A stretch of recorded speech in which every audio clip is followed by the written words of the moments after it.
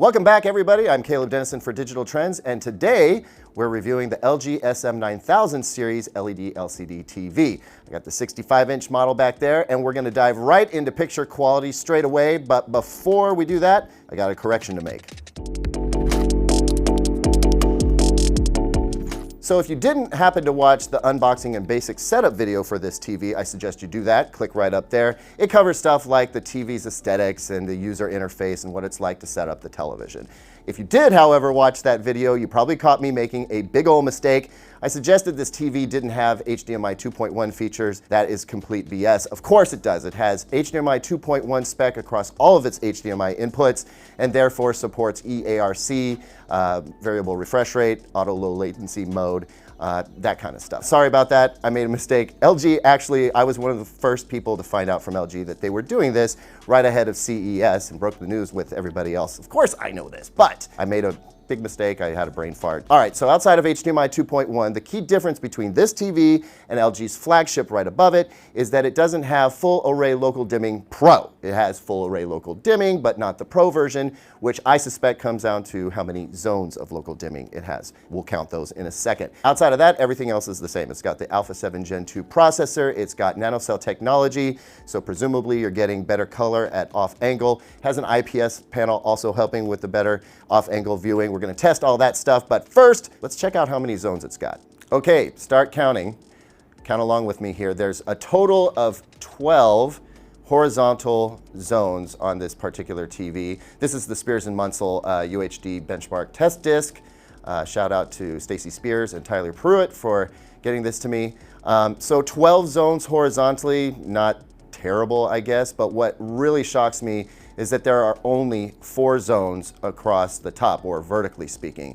Do the math, and that is 48 local dimming zones, which is not a lot, so I expect to see that reflected in black levels and halos. Now let's check screen uniformity. We've got a 100 nit full field white pattern here, and there's definitely some vignetting going on in the corners. It's not super heavy. I've seen worse. And also, you see it less if you're sitting right in front of the TV, but if you do go off angle, you can see it more. There's some vertical banding going on here. I see 3, maybe 4 total. It'll be interesting to see if this exposes itself when we watch real world content.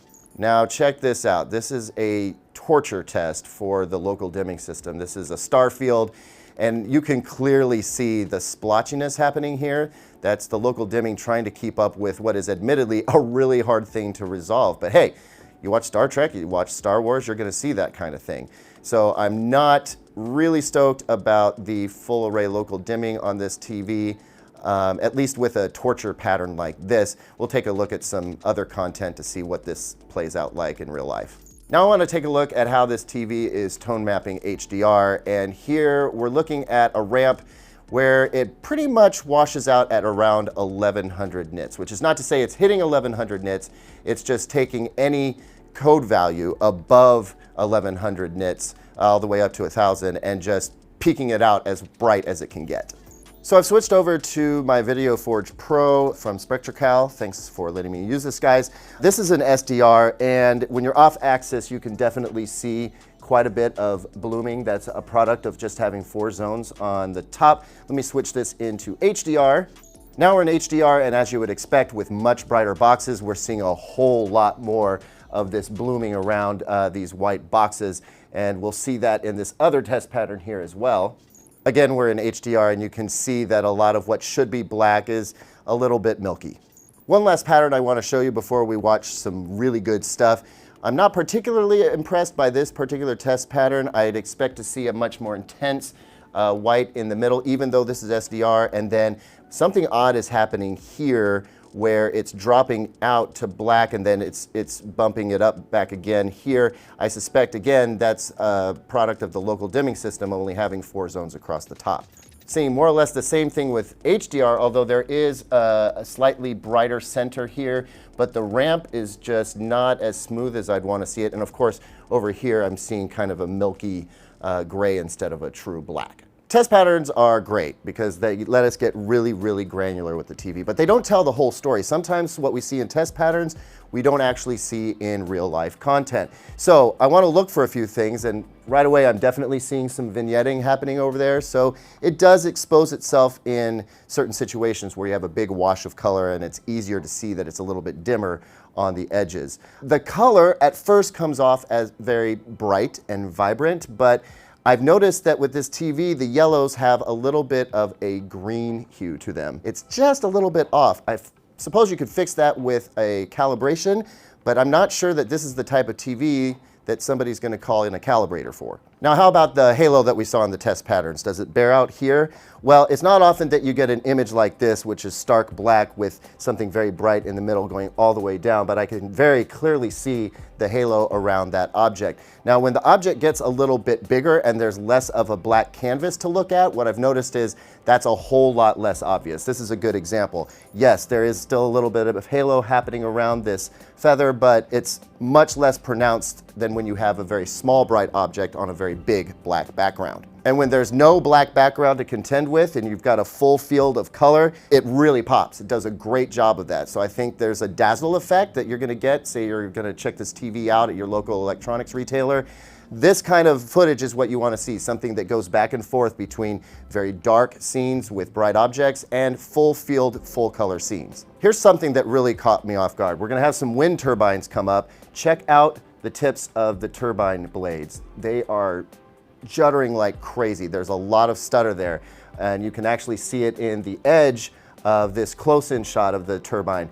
I totally wasn't expecting that, and that makes me very concerned about fast-moving sports scenes. I'm not sure that it's going to have the cleanest motion resolution. Here's another interesting thing that I'm seeing, especially with all these bird shots that we have, is that there's almost like a moire effect happening in these areas where there's a lot of detail. It kind of shimmers and shakes a little bit. The processor is obviously having a difficult time taking care of all of these really intricate textures and colors that are happening on the screen right now. We don't see that so much with something like this, which is less complex.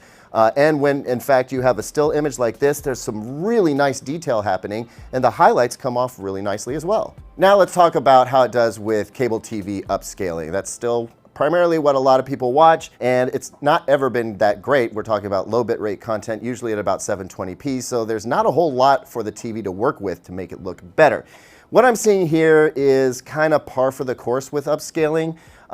First of all, I'm noticing that the yellow, again, seems a little bit off just to my naked eye. As for the resolution, it's not seeing a whole lot of improvement here, but that's par for the course. Most TVs upscale at about the same quality, unless you're talking about a bargain basement TV with really lousy processing. It's doing the best it can with what it's got, but is it as nice as what you're going to stream from Netflix or put in a 4K Blu-ray disc or even a standard Blu-ray? No, absolutely not. Cable still looks kind of crappy. So I really rake this TV over the coals, and it's not exactly targeted at video files, which is a good thing because I don't think it's a good TV for video files. For the everyman who wants a big, bright, beautiful television for a reasonable price, I think it suits that, but of course there's other options out there.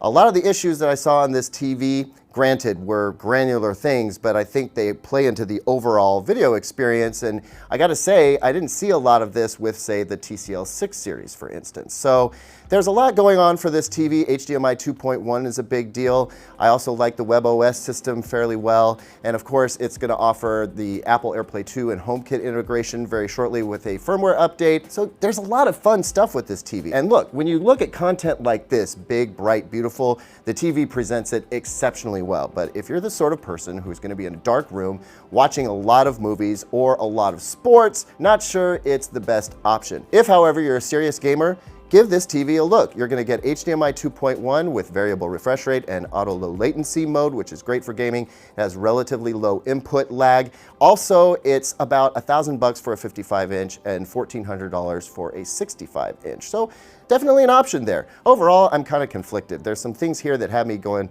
meh, you know, because for the price, I feel like you can do a little bit better.